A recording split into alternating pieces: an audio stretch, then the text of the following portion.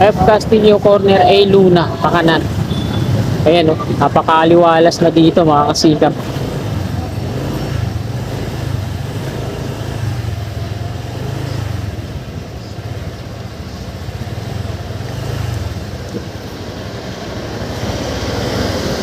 Ayan. Ganyan nakalawak dito.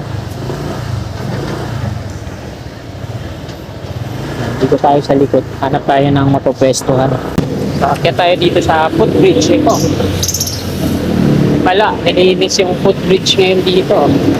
Wala na yung mga basura na nakita natin nung nagpa-vlog tayo. Ano? Yan, pati dito yung mga basura, mga karton. Tapos may mga poops pa dito. Linis na. Yan. Salamat sa naglinis. Ito yung wall sa kaliwa natin. Hindi na nila giniba, no? Nilagyan ng mga scaffolding. Ayan naman yung na station. Dito mismo sa part na to, maglalagay sila ng entry at exit patungo sa underground. Sinimulan ko to, walang naniniwala sa paligid ko. Ano? Magandang hapon mga kasikap. Nandito po tayo sa may 20 Avenue. Yan sa kanto Aurora Boulevard na po yan. Yan yung viaduct ng LRT2. So, mag-update tayo dito sa may na station ng Metro Manila Subway. So ayan. Pakita ko lang dito sa paligid niya. Yan, galing akong Camp Aguinaldo.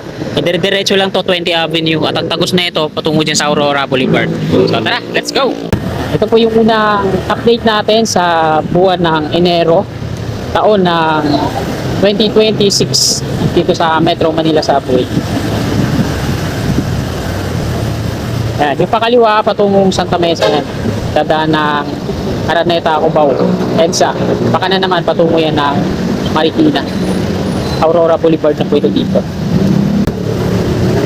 Yan, kakanan na tayo dito mga kasikap.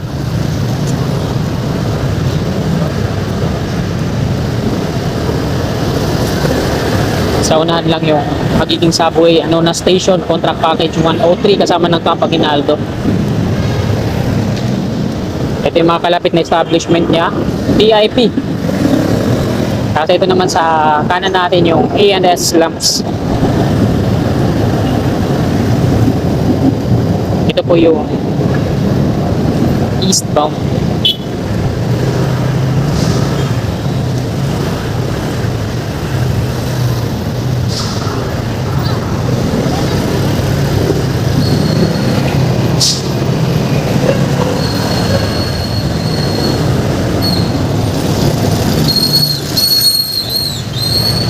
Ito naman yung corporate center.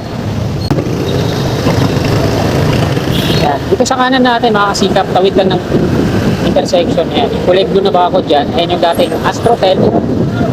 At ngayon ay subway na, na station. Taas as. So, dyan sa likod niya, may parking tagos dun sa F. Castillo at A. Luna, yung subway. Ikot tayo sa likod sa may Gentle Hands. Hindi na tayo dun sa may stoplight sa kanan. Dito na para diretso. Tatagalan tayo dun. Kakantay mag go pag dun tayo dumadaan. So dito diretso lang.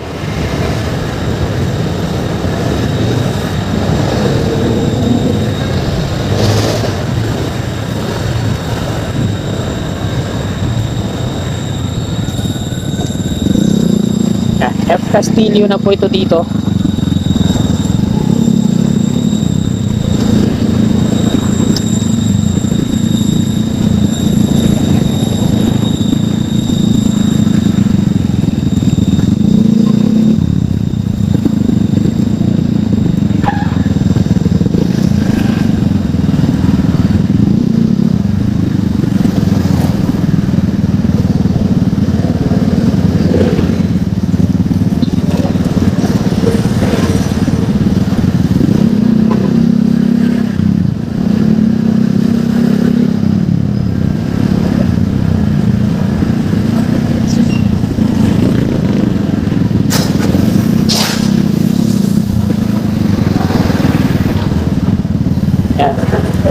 F. Castillo Corner A. Luna, pakanan. Ayan, oh, napakaaliwalas na dito mga kasikap.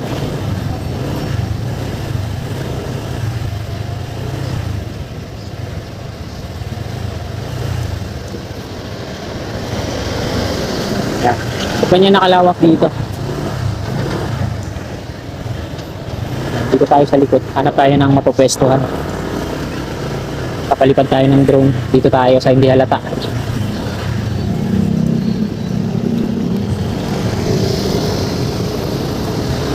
Pati dito may bantay.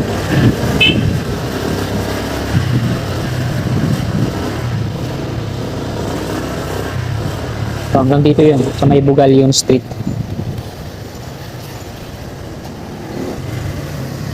Malas natin, makasika pag dilim ng langit. Parang uulan. Mahirap kasi pag yung halimbawa dito ako nagpalipad ng drone. Tapos papuntahin ko dun sa may ano, sa may kabila. Tapos maabutan ako ng ulan. Mabagal yung drone natin, hindi maka ano ng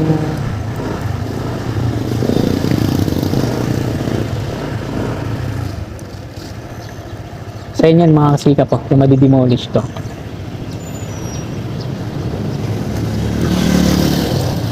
Dilim. Sarap sana magpalipad ngayon eh, kaso ang dilim ng langit.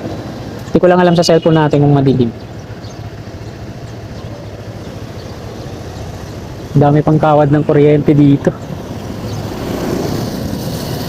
Ito yung Gentle Hands. Yan. So dito na lang siguro tayo sa may East Avenue Station magpapalipad. Mahirap to, asahan tong langit na to. Mahirap magbaka sakali. So, yan, diretso na lang tayo dito mga kasikap. Mahirap magbaka sakali dyan sa panahon natin. Ingat na ingat nga ako sa drone ko kasi ito lang yung natatanging ano ko, pang vlog na medyo maayos-ayos yung camera. Kasi mahirap lang tayo.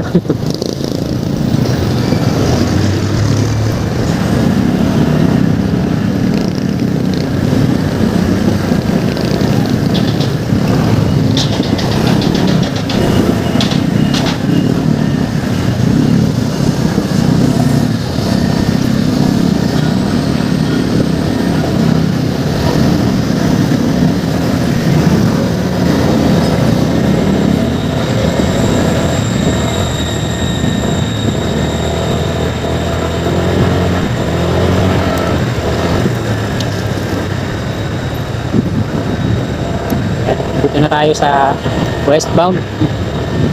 Ito yung Aurora Boulevard. Sa harap natin yung LRT2. Ano na sa station.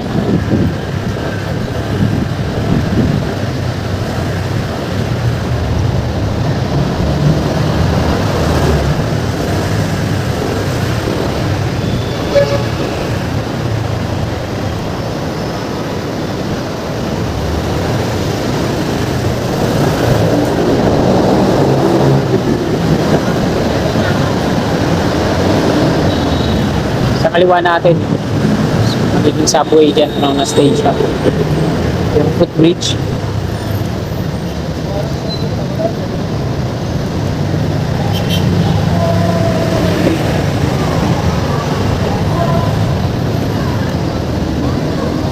Yun, may mapaparkingan tayo dito.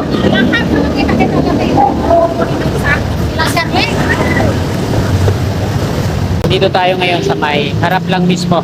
Ito yung ano na station ng Metro Manila Subway. Yung dating Astor Hotel yan sa kanan. Tapos ito yung building sa kaliwa.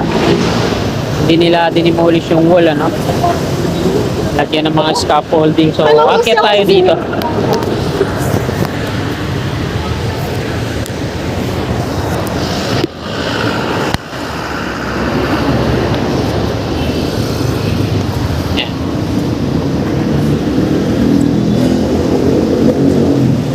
Kaya tayo dito sa footbridge. Ito. Wala, nilinis yung footbridge ngayon dito. Wala na yung mga basura na nakita natin nung nagpa-vlog tayo. Ano? Yan, pati dito yung mga basura, mga karton. Mas may mga poops pa dito. Linis na. Yan. Salamat sa naglinis. Yan. patungo na Marikina at patungo na Santa Mesa, yung nasa harap natin. Ito yung paligid mga kasikap na Anona Station. Malapit lang siya dito sa LRT to Anona Station. Simbahan sa kaliwa, tas sa kanan.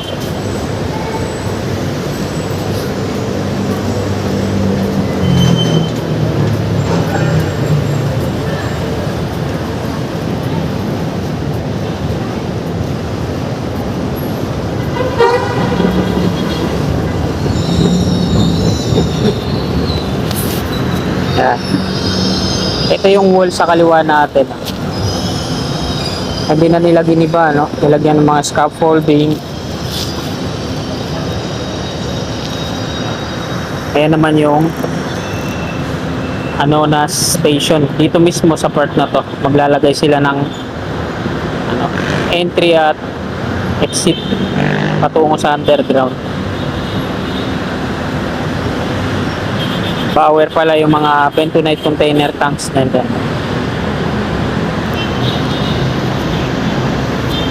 Dito sa may WCC, katabi lang yan.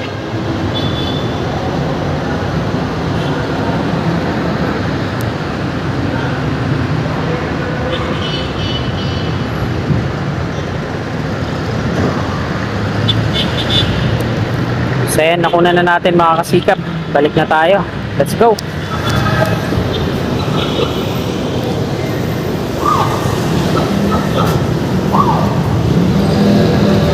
Buti na lang nakakuha tayo ng kahit papano. Makita natin dyan.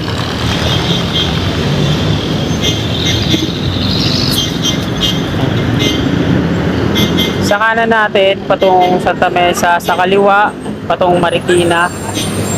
At ito yung bungad mga kasikap.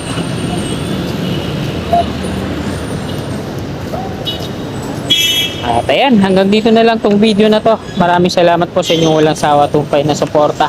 Magandang hapon, God bless.